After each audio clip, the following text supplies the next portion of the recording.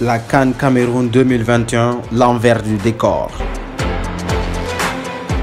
Dans le cadre de l'organisation de la 33e édition de la Coupe d'Afrique des Nations, l'État camerounais a, contre vents et marées, construit 6 stades de 20 000 à 60 000 places, ainsi que de nombreuses installations hôtelières. Parlant du stade Paul Biya d'Olembe, situé en périphérie de Yaoundé avec 60 000 places, il comporte un vaste complexe comprenant un hôtel 5 étoiles, un centre commercial, un cinéma, un gymnase, des cours de tennis et des terrains de basket ou de volley. Ce projet estimé à 163 milliards de francs CFA, environ 250 millions d'euros, dont 114 milliards pour le seul stade, avait fait l'objet de nombreuses critiques. Incroyablement, dans ce pays où les infrastructures de base adéquates sont inexistantes, le budget prévisionnel du stade Paul Biya équivaut à plus de 3/4 du budget du ministère de la Santé publique pour l'année 2020, qui était de 213 milliards de francs CFA.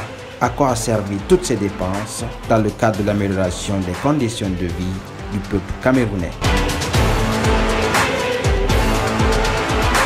Le Japoma Stadium de Douala a également construit pour la CAN, disposant de 10 000 places de moins que celui de Yaoundé, aurait coûté une somme 3 fois supérieure à ce qui était initialement prévu, pour un total de 150 milliards de francs CFA, équivalent à 228 millions d'euros.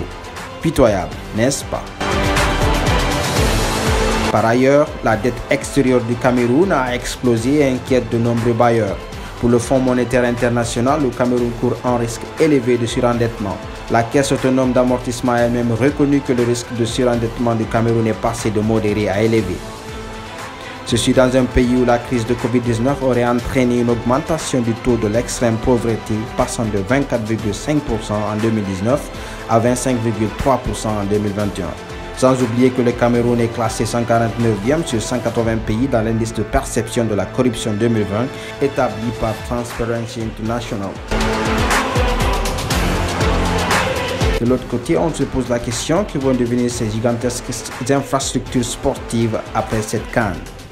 Ces investissements colossaux étaient-ils nécessaires?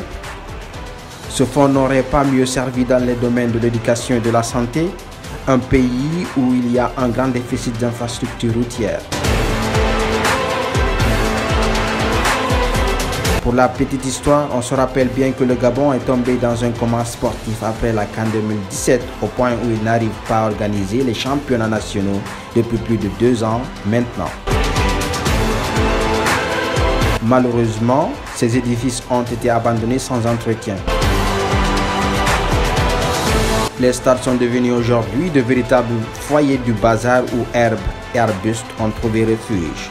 Ils présentent des images choquantes. Alors que les autorités ont dépensé des milliards pour la construction de ces joyaux architecturaux. Le Cameroun aussi risque-t-il de tomber dans la même mésaventure? Affaire à suivre.